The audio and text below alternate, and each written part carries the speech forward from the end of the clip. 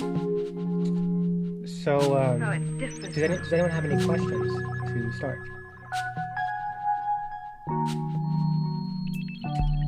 I will take that as a no. Sorry, man. That was muted. No, no, it's all good. Okay, so I will just share and we'll get into it.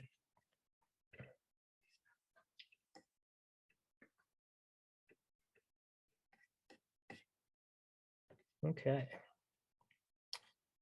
So, question one, given a decimal number 43, we convert it into binary and shift it left by one position. So what would 43 be? If anyone wants me to, let me know and I can do the divide by 2 thing. But how I would do this if it was a number like, 43 is I'd probably just be like, okay, okay, 32, 16, no, 8, yes. And then we have 4, no, 3, and then we want 3. So there you go. That's 43. So I would just adding, your 2 to the, you should be able to go to like 1048 or whatever with 2 to the n. Does anyone want me to do the divide by 2? I think the divide by 2 is the easiest one, no? The what? The divide by 2 is the easiest way. Yes, I mean, besides just literally just doing it like I did now, just like this, adding it up in your head, like, okay, well, we know it's less than 64, so 32. Right. 32 plus 16 is too much, so we don't do 16, and then just And that's you how. skip it. Yep, and you skip it, right? And if you have an odd number, the first one is always 1, right? Yeah. If it's well, yes, exactly, because that would be the. Yeah, if you have an odd number, the first one is always 1, and then the rest of it you just adjust from the biggest one. The But biggest one is 32, the smallest one is 1, and everything in between, right? right. So yeah, this is the least significant bit here. So that's, yeah. So that's either 0 or a 1. So that's the odd. Yeah, every odd number has a 1 in this position. So shifting it left would be, moving it over to the left one. So we will just add a 0 on the right side. And then because we only have 8 bits, we have to get rid of we have to add a bit here. Yeah, so because you have to have 8 bits, so that was the number. So let me start over. Okay, so that's 43, and we add 2 zeros because we want 8 bits. To shift to the left, we merely have to go like this, right? And then what's this new number? It's what's that? 6 plus 16 plus 64 is 86. Yes, of course, because it's double. Because when you shift, so what we discover is when you shift to the left one, it's the same as multiplying by 2. So what we discovered was that, of course, the decimals double because we shifted it to the left one. And then a hexadecimal, you just do 4 bits at a time, right? And so this first one is a 6, and then this is a 5, right? So it's just 56. It's as simple as that. And does anyone have any questions about binary 2 hex or about any aspect of this? Okay. And this one, shift it right by 1 position. So we have the binary, which is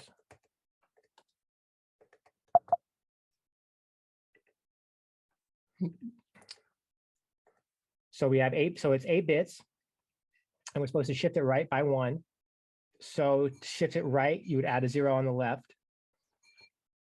And now we have 9 bits, so we erase 1. And this is our shifted to the right number, which in hexadecimal, that's 77, because that's a 7 and that's a 7. You split it into 4 bits each. And then decimal would be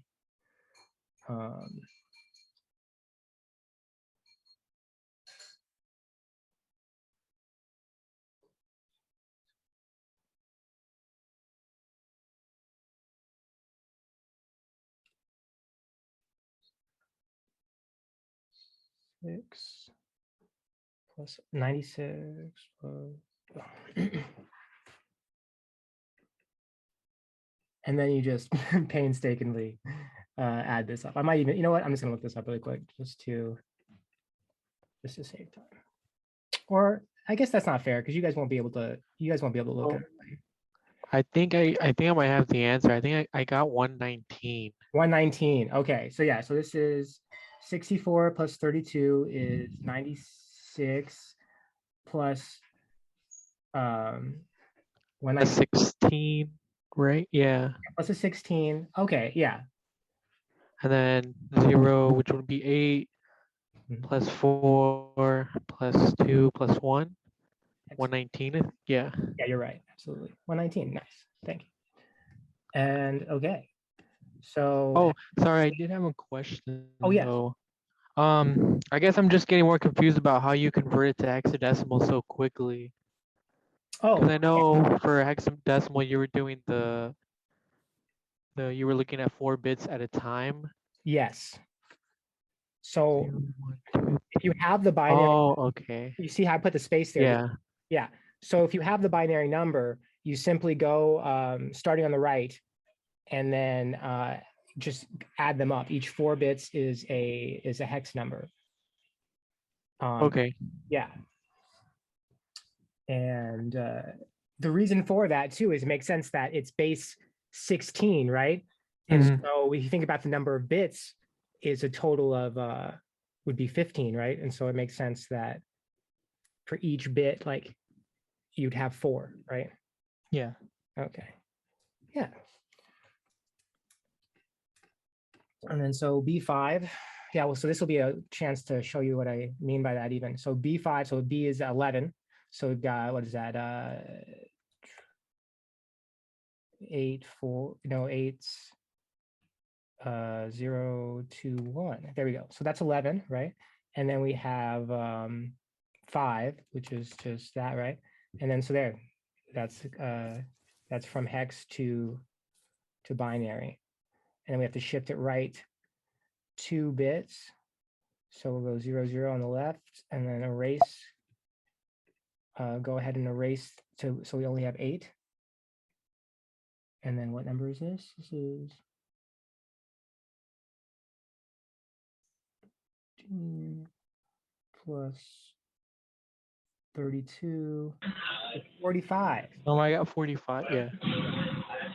Which in hex, we just do the same thing. Would somebody, is that a Lorenzo? So then this would just be a quick 11, as we already saw. It's not 11, this is 8, 4, 12. So this is 13, which is D. And then this is just a 2. So as you can see, this binary number goes to 2D, and we've already determined it's 45. Okay, so the NOR gate. Oh no, it's all good, Lawrence. The NOR gate is neither this one or that one. So only this situation would be that, and everything else would not be that. And yeah, feel free to stop me or ask a question, whatever you want, by the way. So the exclusive OR gate we can't have, it's only exclusively one or the other. So it would be a 0 for 1, 1, and it'd be a 0 when there's neither of them. And then then 1 here when there's just a single 1. Okay, bitwise and. So we just, you put the numbers like this, either directly above one over the other, and then you can see each bit. Let me annotate.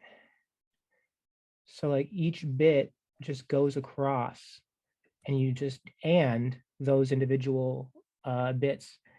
And so we would just go through and, okay, 1, 0, no, no, no, no, yes, no, no, no. And that's your answer. Is this kind of like is this kind of like the same thing that was in our homework? Yes. Okay, just double checking. Yeah, absolutely. And then the bitwise OR would be the same thing, except now we're using OR instead of AND. So yes, no, yes, no, yes, no, yes, yes. And then bitwise NOR, as we talked about before, only in the situation of there being 2 zeros would the NOR be satisfied. So we have 1 here, and then 0, 0, 0, 0, 0, 1, 1, and then you're done. And then the exclusive OR is just like OR, except if we find both, like the first one, 1 and 1, it's not exclusive. So we put a 0. So that'd be a no, and then yes, yes, no, yes, yes, no, no. The zeros are still no, of course. Okay.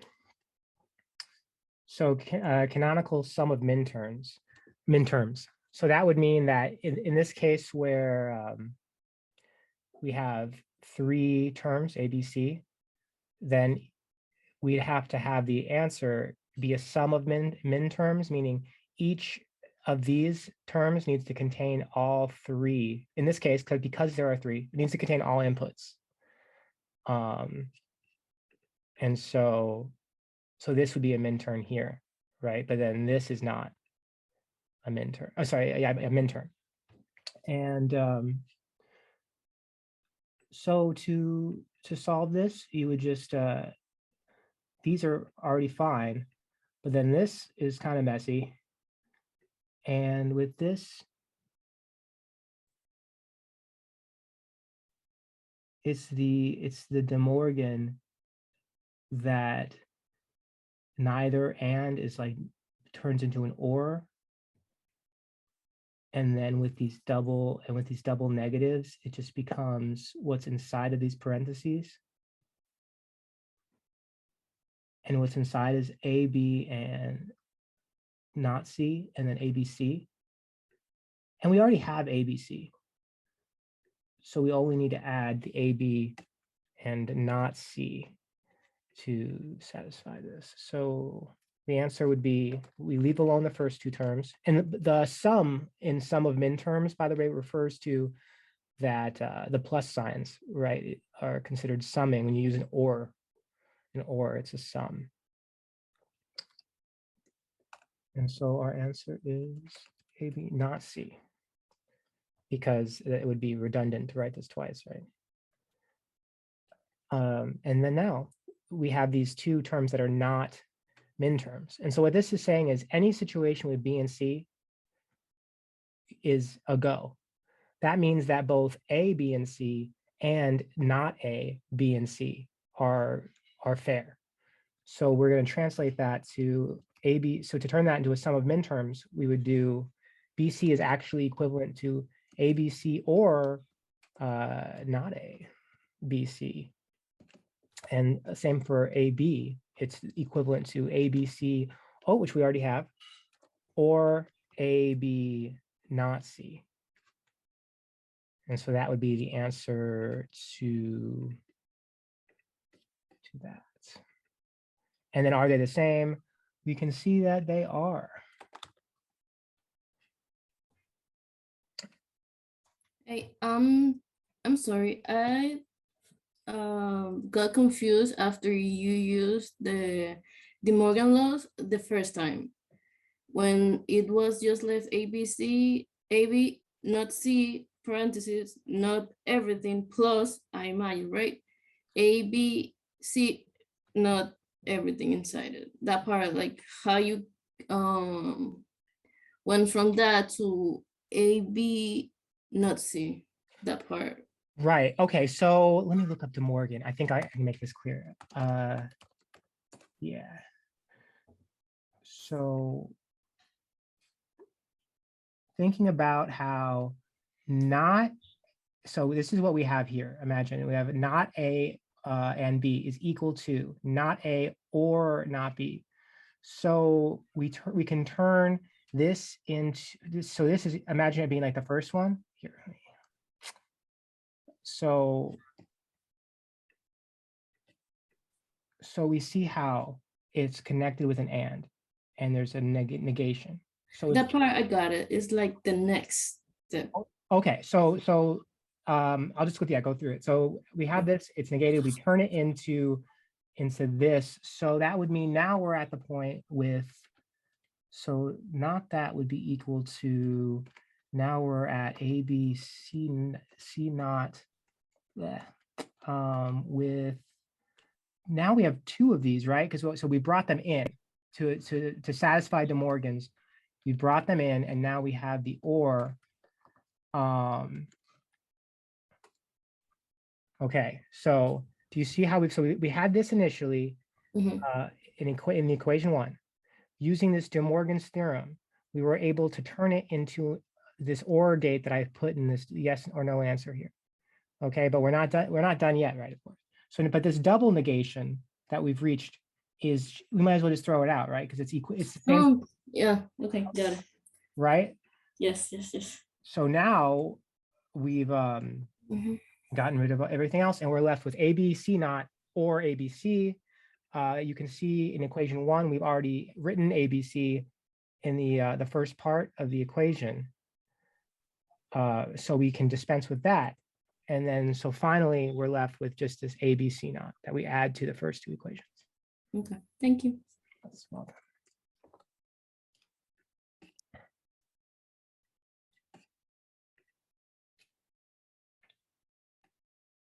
So in this XY, because it doesn't have a Z, it's saying it doesn't care. So that means XYZ or XY Z naught will work. This is going to be just like, normal algebraic rules. So we carry it over, and it becomes X Z naught and Y Z naught, right? However, these are not min terms, right? What are they really saying is that this one doesn't care about Y and this one doesn't care about X. So we can go ahead and give both of those, let's fill both of those in. Y naught, Z naught, and I feel like I might have some like doubles at this point. So, and then YZ means that don't care about X. Oh, I already have XYZ, so X naught. There we go. So how many terms is that? 1, 2, 3, 4. Yeah, okay. So yeah, this was the first one, and then just carrying the 2 over, I actually made 4 equations out of the last one, as you can see. Which actually became 3 equations because one of them was common to the 2. I hope I didn't just confuse matters. Okay, excellent. So is that pretty clear? That one was, I think, easier than the previous. So now we have, okay, Z naught outside of the equation, and then, yeah, okay. So we'll start with this first one. This has the same thing of the double negative. So we can just get rid of that, and we're just left with what's inside. And then we can carry the Z through, and we'll get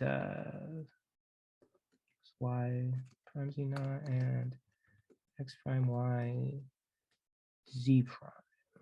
Yes, and as you can see, I just went through and added Z prime. And because adding the Z prime made a min term, there wasn't a situation where you needed to create another equation. And are these equal? I don't think they're the same number of.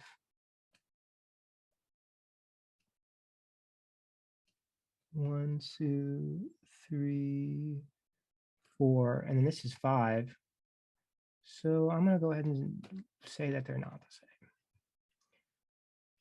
same. Okay, derive the Boolean equation from the following truth table. Canonical sum of minterms form. Okay, so A, B, S, C. Oh, sorry, C1. Let's go from left to right. And so what do we got? We've got X, we got Y, C. And that equals, so basically all I'm going to do is just go to each one in the output, right, under the equation we're trying to make, and just fill in what we have here from the inputs. So we have a 1 for x prime, y prime, z prime. We have a 1 for x, y prime, z, and we have a 1 for x, y, z. And that's that. And then ADSC would be equal to, all of those plus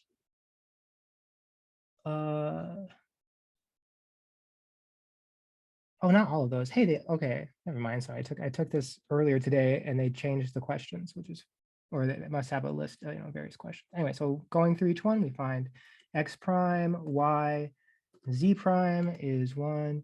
We find x prime, y, z is another. And the third and final is x, y, z prime. And so 3 ones, 3 midterms. You have an equal number of ones in your output as you would have midterms in your sum. All right. So now we turn this into an equation. So let's start with F1. Well, it has a NOT gate right before it. So let's just start with a NOT. And then we have an OR. So there'll be a plus sum. And then on the left side, what do we have? We have I0 and I1. I'll just write them together. And then on the right side, we have not, I'm adding another not because here's this not, you see the not right in front of the OR gate. So that explains that other apostrophe there. And then this is I2 or I3. And just like that. And then F0, it looks like it's the same thing, but without that last NOT gate. So it would be that. Yeah. All right. And so to a truth table. Okay, so we have this equation and we want to turn it into a truth table. I'll just go through, term by term, really. So F naught, that means anytime we see a 0 in the F position, we can just put a 1. So let's do that. D and not E, so that'd be a 1, 0. Here's one, already. And here's another. And then finally, DE, 2 1s, here's 1. And so every other situation would be a 0.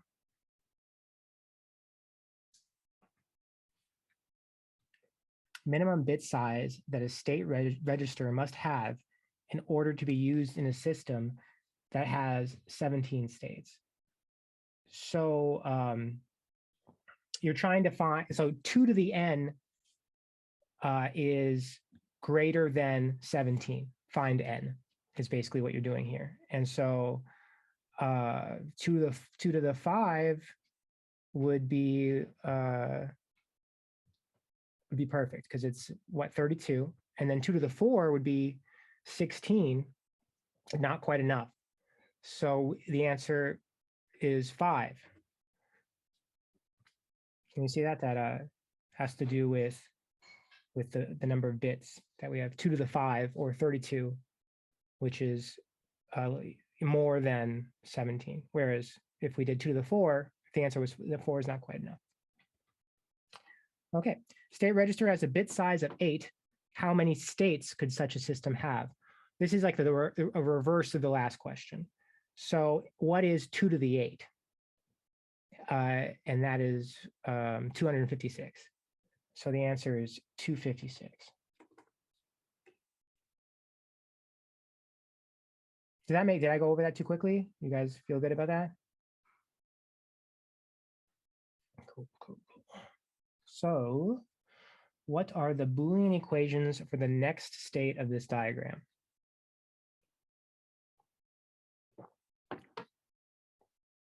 We create the truth table for the given state diagram with the given encoding of each state using the following labels. And we derive the Boolean equation for the next state. And then that's the answer. And we don't submit the truth table. Okay.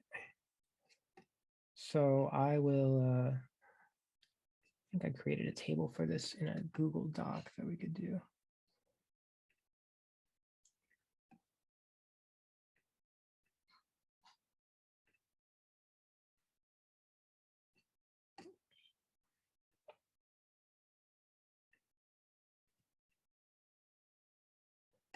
So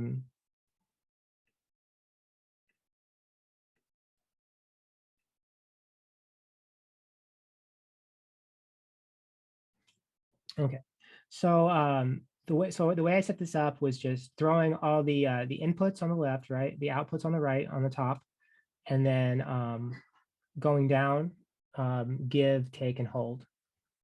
So this is just like your truth table that you would make for, what was that, the assignment before last, right?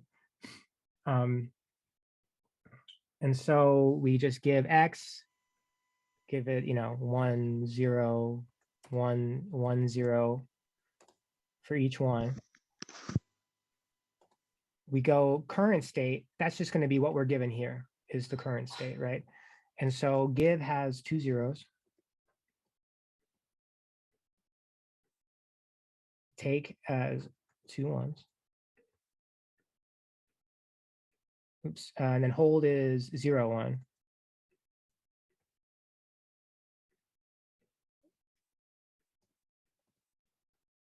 Oh gosh.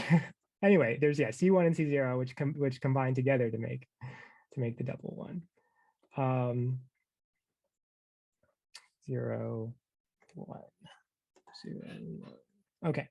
So, and then F would be in the case of give and take, 1, and then a 0 in the case of hold. Okay, so now the main point of this though is, and I hope all that was pretty straightforward, and so will this be actually. But to find the next, we simply look and we see that when we have an X in give, well, we stay in give, so we'll give it a double 0. And now when we have a X prime, we go to take. So we take as 2 1s. So we'll put that into the next. Now going to take. X naught keeps us in take. So we'll put that here with, corresponding 0. And then when a situation of X being 1 has a take go to hold, which is a 0, 1. Hold goes to give with a 1. And to take with a 0.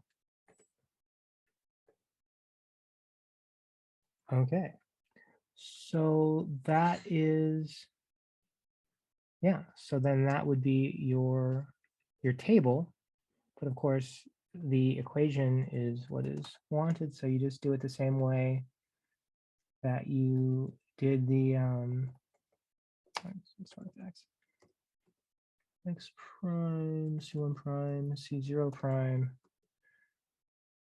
gives us a 1. And then I'm actually going to do N0 first because I can just copy paste N1 and delete one of them. I'm just realizing. So N0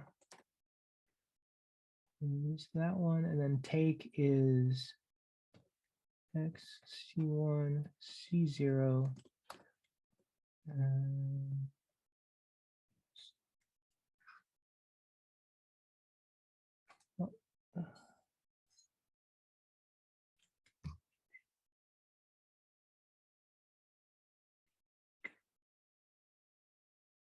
Yes, okay. So these two going to X not C1, C0. And then finally, we have X naught, C1 naught, and C0 yes to get the final one. And then we see that N1 is the same, except that it doesn't have the second term. So that would be the answer to that. Any questions on any part of that?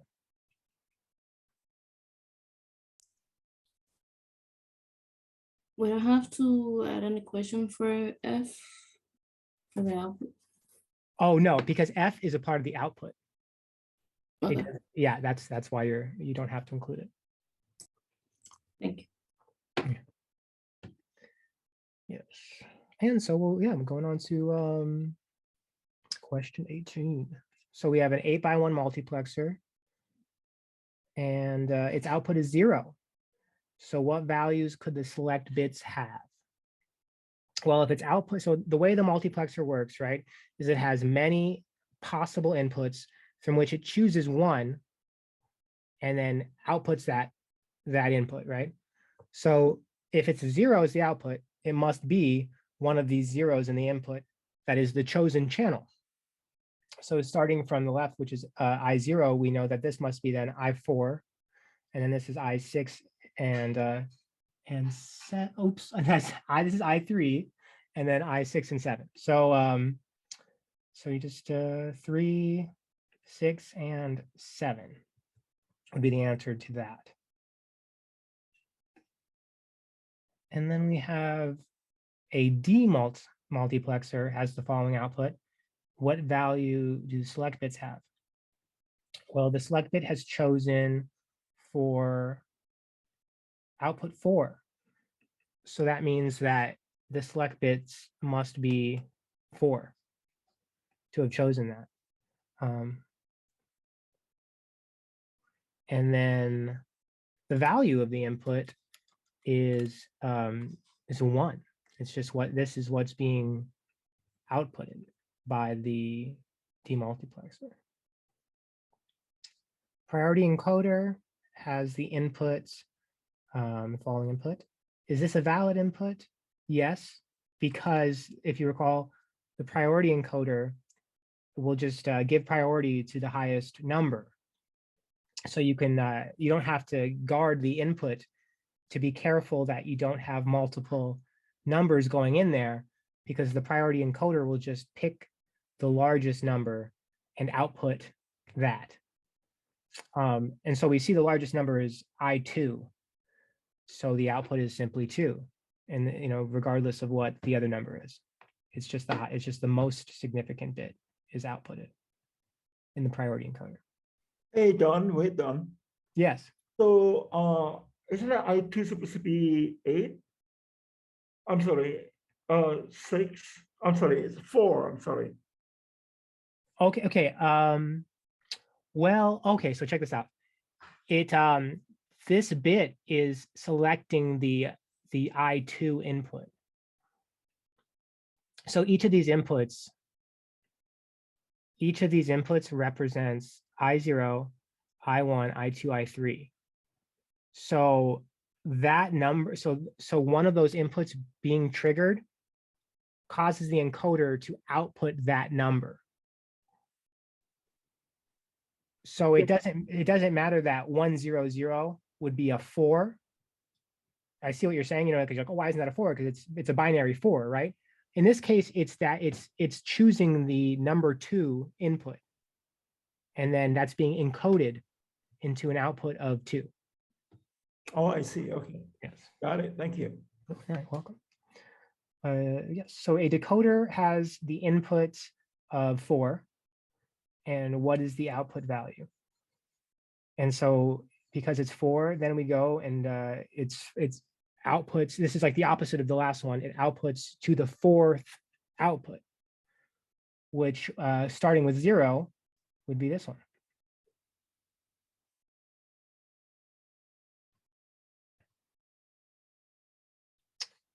Okay, CPU has a clock speed of 20 hertz. What is the clock period in seconds? Okay, so what is 1 hertz? 1 hertz is 1 period per second. So if it's 1 period per second with 1 hertz, that means that 20 hertz would be 1/20, which is 0.05 seconds. So trying to think of how to put this So yeah, so I feel like that wasn't super illustrative, but yeah, so think of it in terms of like 1/1 would be 1 hertz. Okay, so that's what's clock speed of 20 hertz? So 1 hertz 1 second. Okay, so with 20 hertz, you would just do 1/20. And then that would be 0.05, right?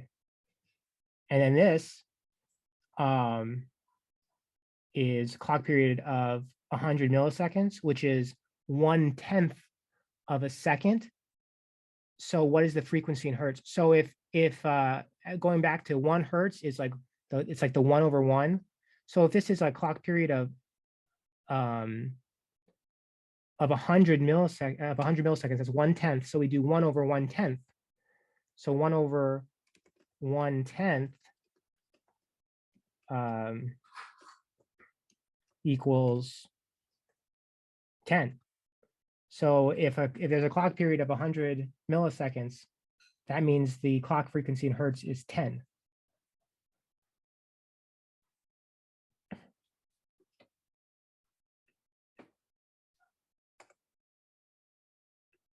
So those are the respective answers to those questions. Answer the following question for the circuit schematic. And so so what is the shortest circuit delay? Indicated a number of gate delays. You know, just look at it and follow it through. And you will see pretty quickly that 1, 2 gets you there. So that's 2. One thing I remember I was like a little unsure about at first when I was counting these is like, do you count the input and the output? It's like, no, just count the delays, right? So this is 2 because there's an and then an or. It goes A and it goes to X with just 2 gate delays, right? And this one's a little tricky. So you think you can, so my first time looking, I thought, okay, 1, 2, 3, 4 is the maximum. But actually, I noticed you go 1, 2, go up here. Let me annotate this. I just realized I'm like moving over it with, so go here, 1, 2, 3, twist it around, 4, 5. So it's actually 5. So I would say keep a lookout for some little mischievous thing like that, because you might think it's 4 when it's 5. At least I did for a second.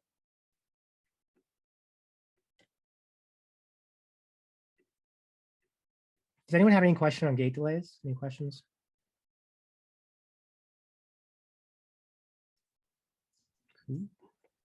Select all data path components that manipulate data. So basically the registers store data, except for the shift register, which I guess shifts it. So, no, I know the register shifts. Well, anyway, the shift register is included in there. So just, if this question's asked, except for shift register, don't pick the registers. And that is, so the ALU is manipulating data, the multiplier, the adder, the shift register, and the shifter, they're all moving data.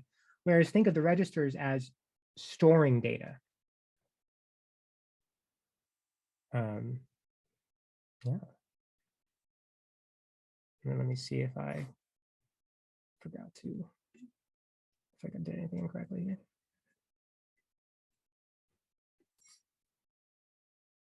Oh, so is this wrong? XYZ or XYZ?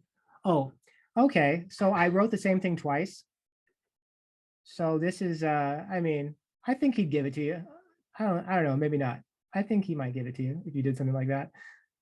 It is easy when you're doing this to write the same one twice, because sometimes the different equations will contain the same one inside of them. So yeah. But that was still correct. If you're watching, that was still a correct way to go about it. I just wrote the same one in twice, so it pinged me.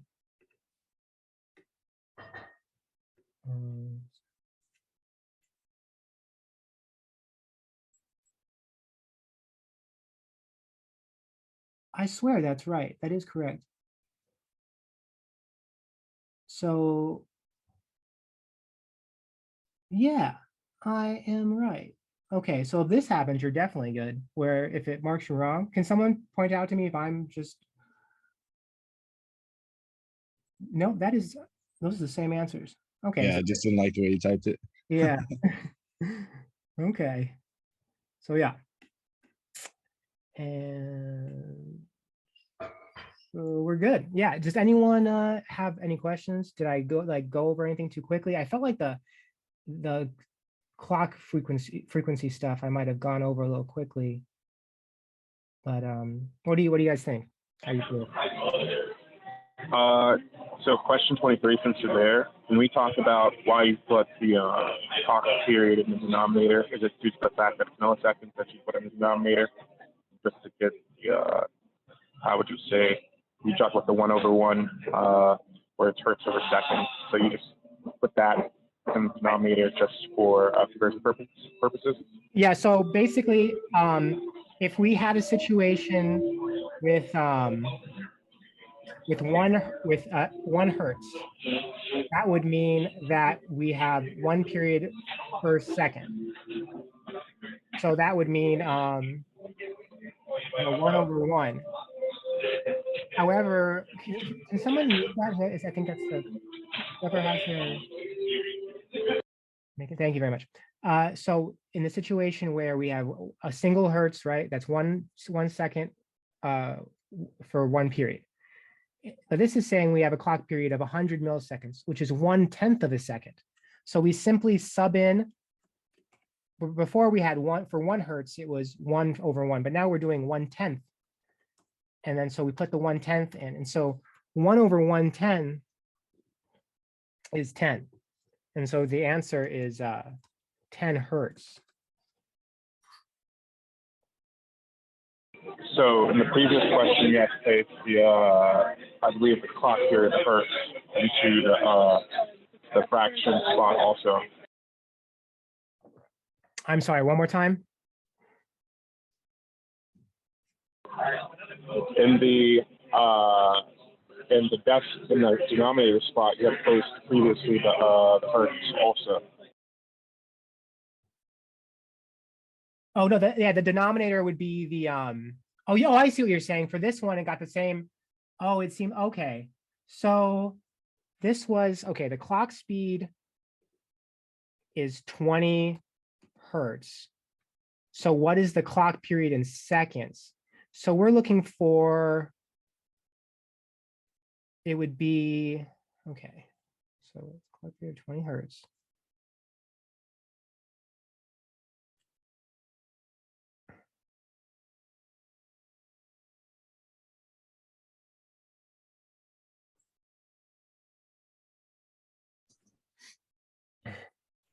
That'll just be 1/x, right? Yeah, so yeah, I guess so. So it'll be 1/x. Let's try that. And yeah, that makes sense. And so we're trying to find, yeah. So actually, no, that makes, yeah. So they were good. There, that. So thank you very much. Because I think this, yeah, there we go. We're good. So as you can see from this, the answer would be 0.05. And let me just do this real quick. Yeah.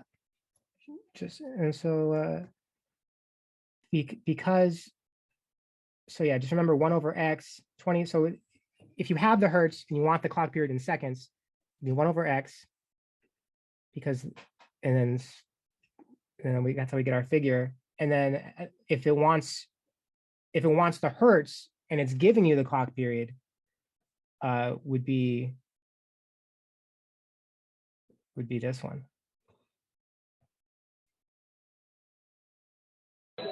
Thank you. Can we scroll back up and go to the inputs where you had a bunch of I think with the, I can't remember if it was I5 or the priority encoders. Oh yeah, priority encoder right here. So can you start with the, I think it was the multiplexer, duplexer. I just mentioned that for reference. The first one in this curriculum set. Sure, I'll start with multiplexer and go through the next 3. and then the demux, and then the priority? Is that what you're saying? Yeah. Sure. Okay, so an 8x1 multiplexer has a bunch of different signals. It outputs one of them. Imagine you have a DVD player, a CD player, you know, what year is this? And a VHS. And so you have all these signals, they're all on. They're all playing a different movie or a song. And you have to, but then you only output one of them. That is the multiplexer. You only output one of them to your surround sound big screen, let's say. And so if we have 8 inputs, 1 output, and the output is 0, we know that the input chosen must be one of the zeros because it's outputting one of these zeros is what we can be sure of because of the nature of the multiplexer. And then so we just count from there. It's just, oh, well, that's I3 as a 0, and then also I6 and I7. So that's why I chose 3, 6, and 7, because that would be the select bits would have to be 3, 6, or 7 in order to put out a 0 because that's where the zeros are.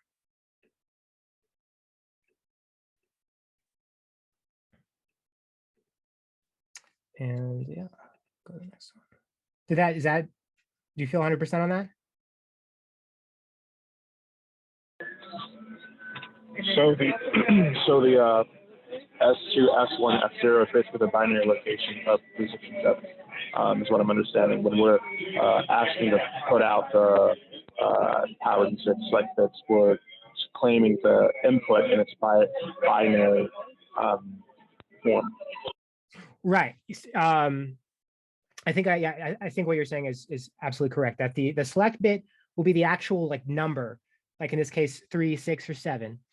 Whereas we see with the input that it will contain a line of bits, right? And then those those inputs will be ordered 0 through 7, like that. And then the core. So I go on. So if so this is like I put in the chat earlier by your instructions. My apologies. Basically, I wanted to get a baseline on if I can make this assumption, because I do notice a few of these are open response, where it's not necessarily multiple choice. When we're typing our input or even per se output, should we assume for questions like these, per se, if they were open response, we type it in, that we put it in the response in the form of binary, or do we outright see a 7 or 3 or 6? And how will we know what assumption of the form each is? I would say that either the question will tell you, or I would err on the side of inputs doing it in binary. I noticed when I look at this up here, there was a few of them that looked like the answer. Because you think about like a select bit, it would probably be. I don't see it, but I guess the what you're wondering is, will you get marked down, right, for putting one or the other? I will ask Dr. Heinrichs about that. I think that some of the questions will specify what they want you to write, but if not, I should think that as long as it's a correct answer. See, look here. This is the only reason. Look at this, question 20. The output is 2, right? But then when you look at the answers, 2 is not included in the list of correct answers. Yeah. So, it looks like in this case, but see, looking at this question, look, it's all in binary. You're kind of invited to think of it in binary. But I wonder, I feel like if you wrote a 2 here, I don't think he would mark you down. But I will ask him about that and make a post about it. But then some of the questions do specify explicitly how they want the format. So final question, is the practice session sufficient for us to be prepared for the final? I would say the practice test coupled with, going over the slides. Yeah. And then you should be good. But I would glance at the slides too.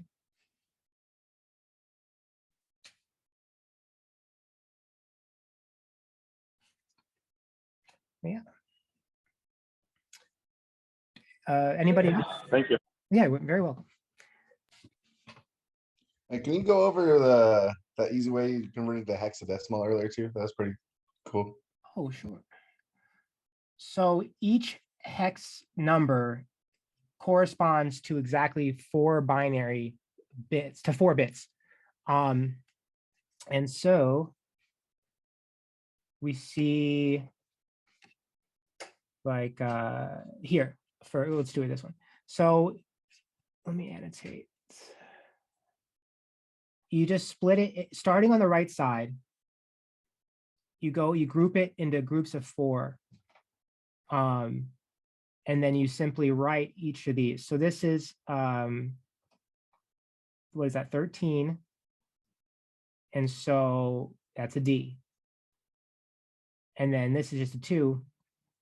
And so it's a 2. And you just write them in the order, right? You just write them in the order that's going from the right. And the only situation you might see is you might also see something that's like this. It's like and then a 1, 0, right? And you're like, hey, there's only 2. Well, in that case, you can imagine there's 2 zeros. Okay, that's also a 2. So that would be 2, 2D, right? Okay. You see? So that's why it's important that you start counting from the right. Because if you start from the left and it's a number that that's not broken up evenly into 4s, then you might get the wrong answer. But awesome. Thank you. Hey, welcome.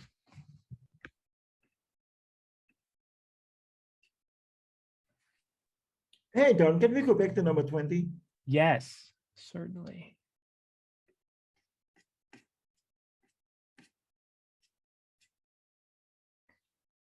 Yes, priority encoder.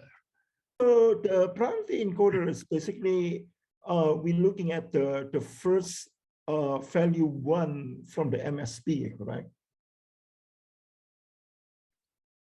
So if we have, for example, like, if we have 1, 1, 1, 0 instead of that, so the output is 3, correct? Not 2. Absolutely, yes, correct. Then the output would be 3. So we're looking for the first value of 1 from the MSB, correct? Yes, the MSB, exactly. Thank you. You're welcome.